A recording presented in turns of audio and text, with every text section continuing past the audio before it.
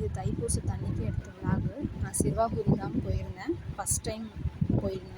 ரொம்ப நாள் போகணுன்னு ஆசை. பட் அன்றைக்கி என்னால் போக முடிஞ்சிச்சின்னு கிளம்பிட்டேன். செம்ம கூட்டம் ஃப்ரெண்ட்ஸ். நான் மார்னிங் 5:30க்கு வீட்டிலேருந்து கிளம்புனேன். அங்கே 6:30க்கெலாம் ரீச் ஆகிட்டேன்.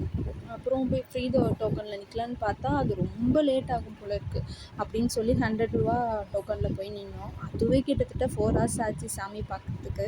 தம்பி இருந்தான்னு சொல்லிட்டு கேஷ் கொடுத்துட்டே போயிடலாம் அப்படின்னு நாங்கள் 3 பேர் தான் போயிருந்தோம். செம்ம கூட்டமாக இருந்துச்சு.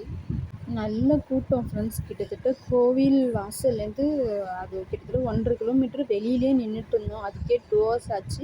இன்னும் 2 hours சாமி பார்க்கறதுக்கே எங்களுக்கு ஆச்சு. 4 hours எப்படியோ ஒரு வழியாக நல்லபடியாக சாமியை கும்பிட்டுட்டு வீட்டுக்கு திரும்பலான்னு சொல்லிட்டு நாங்கள் கிளம்பிட்டோம். இந்த குளத்தை சுற்றி ஃபுல்லாக ஃப்ரீ டோக்கன் 50 ரூபா டோக்கன் இருக்குது.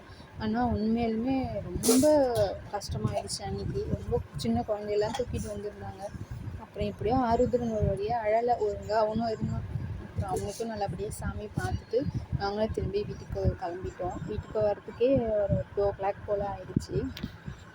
அப்புறம் நாங்களும் நெக்ஸ்ட்டு இன்னும் 5 வாரம் போகணும் அப்படின்னு நினச்சிட்ருக்கேன். சிறுவாபுரி போனாக்கா நம்ம நினச்சது கண்டிப்பாக நடக்கும் அப்படின்னு சொல்லி நிறைய பேர் சொல்லியிருந்தாங்க. அப்புறம் வீட்டுக்கு ஈவினிங் வந்துட்டு சக்கரை பொங்கல் வச்சு சாமிக்கும் நைவேத்தியம் பண்ணி படைச்சாச்சு. நான் பழனி போயிருந்தப்போ ஒரு வேல் வாங்கிட்டு வந்திருந்தேன். அந்த வேலும் வச்சு அன்றைக்கி சாமி கும்பிட்டாச்சு. ஈவினிங் நாங்கள் வெளில போகலான்னு சொல்லிட்டு போயிருந்தோம். மாங்காடு கோயிலில் குளத்துல தெப்பம் விட்டுட்டு இருந்தாங்க.